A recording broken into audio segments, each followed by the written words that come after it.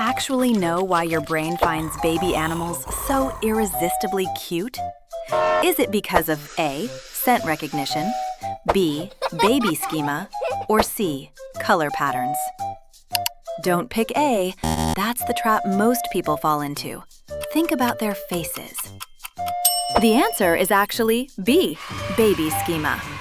Known as Kindchen schema, features like big eyes and large heads trick our brains into an automatic survival and caregiving response. Be honest, what did you pick? Comment below.